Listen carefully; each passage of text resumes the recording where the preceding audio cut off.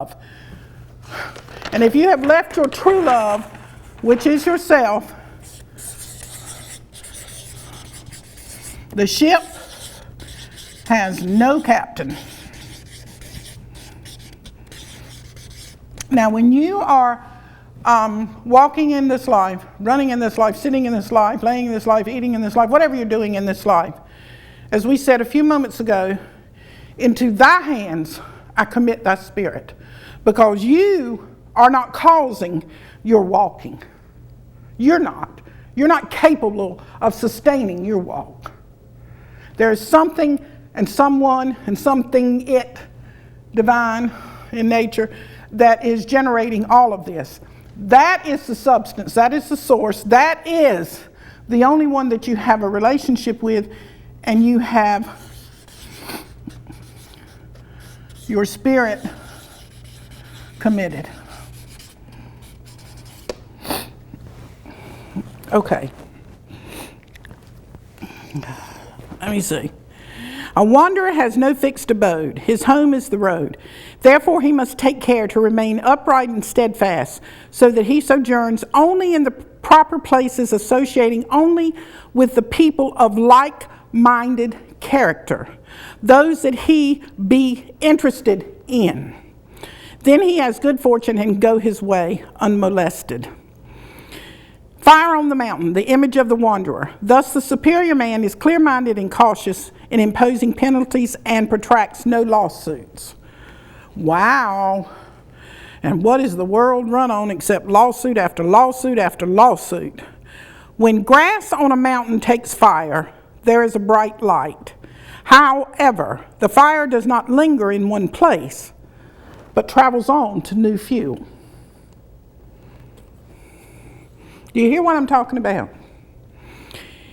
It is a phenomenon of short duration. Oh gosh. Into thy hands do I commit my spirit. We are here for a short duration.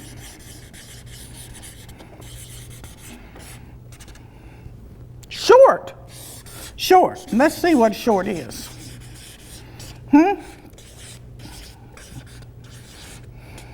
6, 9 9's 18's 20. 26. Do you know that's the number of Jesus? We're here. That's one of the numbers. It's one of the numbers. Don't get hung up. That's the only number. But we're here for a short duration. 26 is also 8. The number of death. We're here for a short duration. Where are we at? This is what penalties and lawsuits should be like. Short duration. They should be quickly passing matters and must not be dragged out indefinitely. I love this part because for those of you who don't know, mode of cosmic therapy is directly linked to the foundation that we started for children of the incarcerated. I am very, very, very much identified with the children whose parents are incarcerated, and the numbers are staggering as far as the children who are overlooked and abandoned and oftentimes referred to as prison spawn. So this particular sentence has a great deal of meaning to me. Prisons ought to be places where people are lodged only temporarily, as guests are. They must not become dwelling places. But there's some people, in society thinks that criminals ought to stay locked up forever or something of that nature. Okay, so what are we going to do now? We are at a place that I think what I want to do.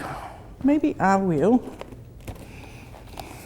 Oh, I know what I'll do. I haven't gone in that book, Mitzi. So I think I'll go in this book. I haven't done that, but I need to do, in order to do this, I got to do these cards so that I can know which direction I'm going. Where are they at? Here they are. Yeah. So let's see how this is going to play into our hour of being where your feet are. Look for it on the web. Look for me on the web. Go to my website, and you'll be able to read a whole lot more of this kind of stuff that I do. I do not just a day, I do it every day.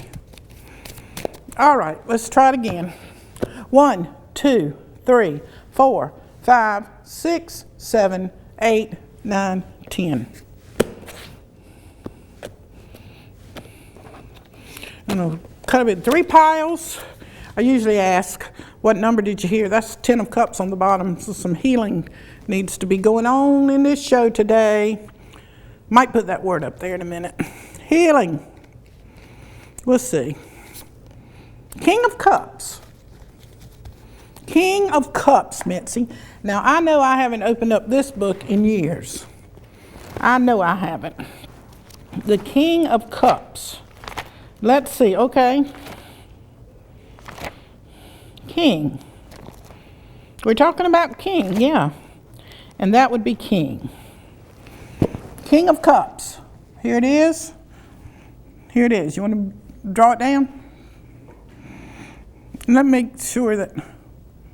Okay, this particular deck. There's other decks that would depict him differently. Okay.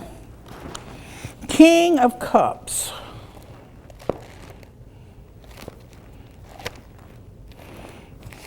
I'm just making sure, honey. I haven't been in here in so long. Cups. I guess that's cups. That says cups. So ace 2, 3, 3, 8, 9, 10. All right, here's the king. All right. You are feeling incredibly insecure, needing a strong male figure in your life. Wow. What are we talking about?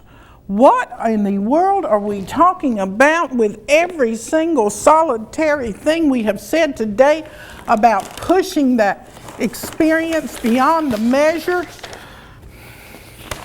Not thinking that you can get into a relationship and stay there, going back and trying to make, I said if you had a wonderful kiss, you want to recreate it and all that stuff, and then learning that you simply don't care. You are incredibly insecure. Now, the reason that you are insecure is because you've got ambiguous feelings. On one hand, you don't care. You are not worried about whether he or she is going to call you again, you're going to see him or her again. You don't care because you understand that everything happens for a divine reason and there's nothing that you can make happen. You cannot make it happen. You cannot stop it from happening.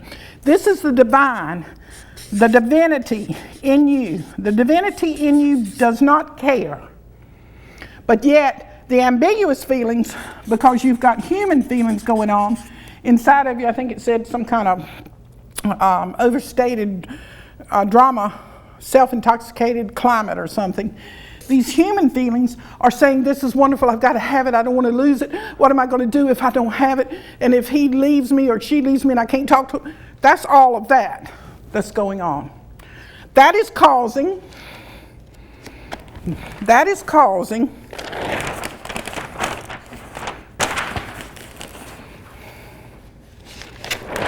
that ambiguity is causing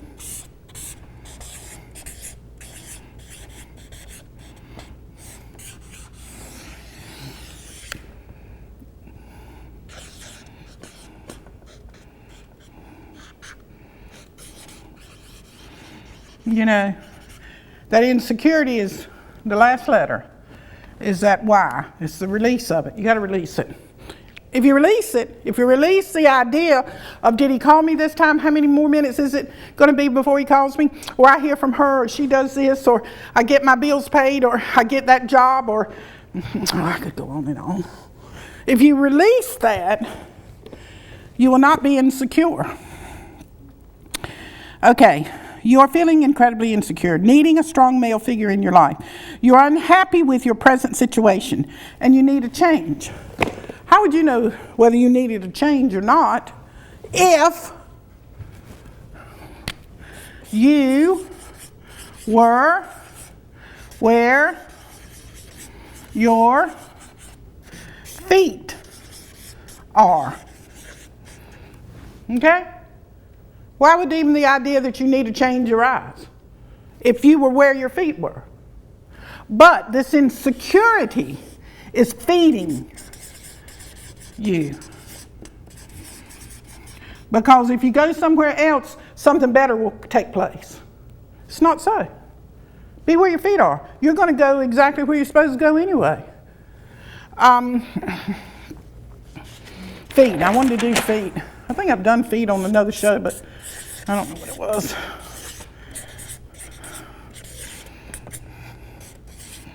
Ten, 8, 18 is the moon and the mother.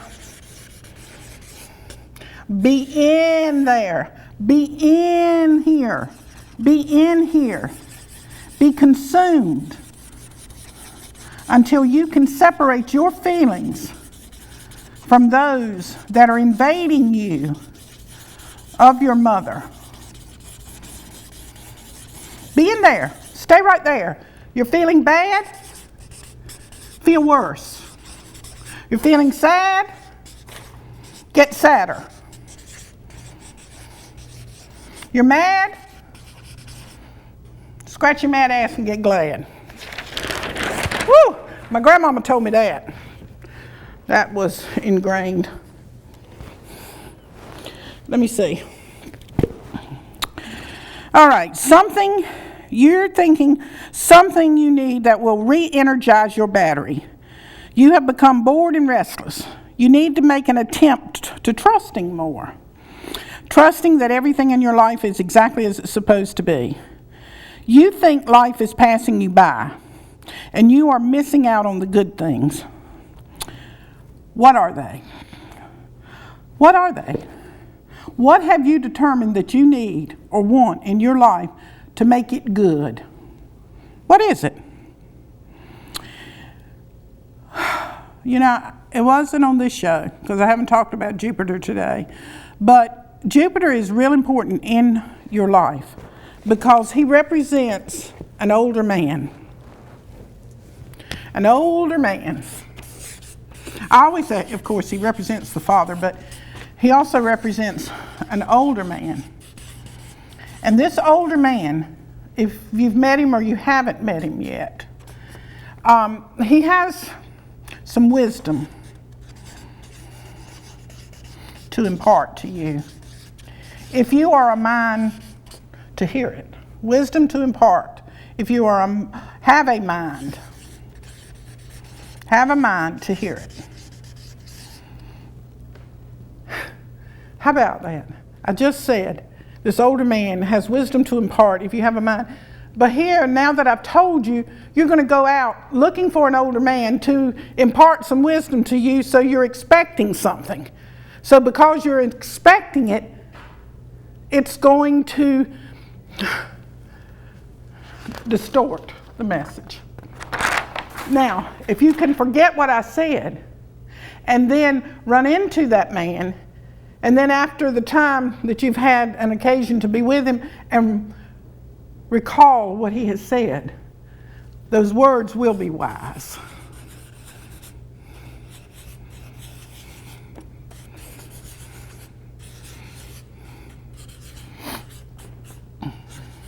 Human beings are constantly wanting something from another, and that's why they suffer.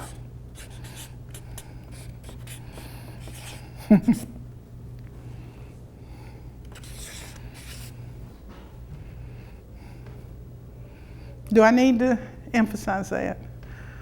Reconnect to the three parts of yourself: father, mother, child. So, the older man, remember that.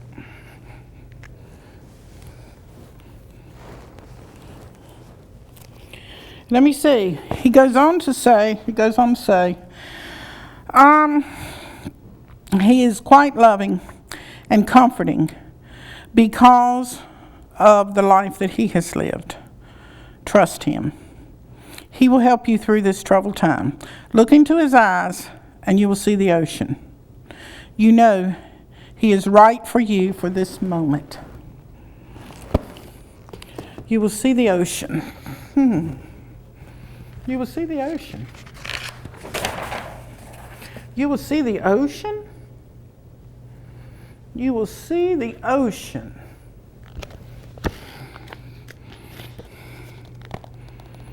Ah.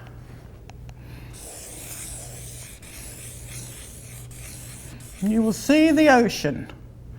6, 3, 5, 1, 5. 12 and 8.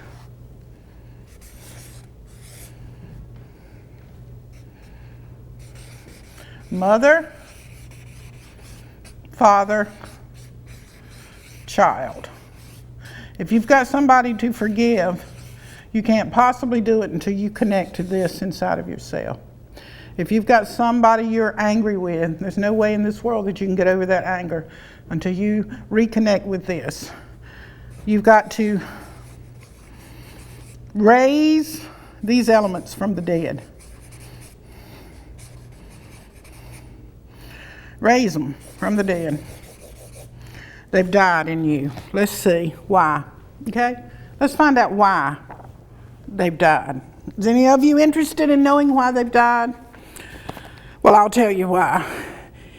It is here where you run from commitment or desperately cling to your partner for the wrong reasons. You're going to see the ocean in this older man's eyes. You're going to see the ocean. You're going to see a portal where you can walk through and reconnect with those aspects of yourself that have died, that need to be resurrected. And you're going to do that by facing the truth of your inability to make a commitment. I'm not chastising you because you can't make a commitment. I'm not saying you can't make a commitment because you wouldn't want to make a commitment. You want to make a commitment desperately, but you want to make a commitment for the wrong reasons.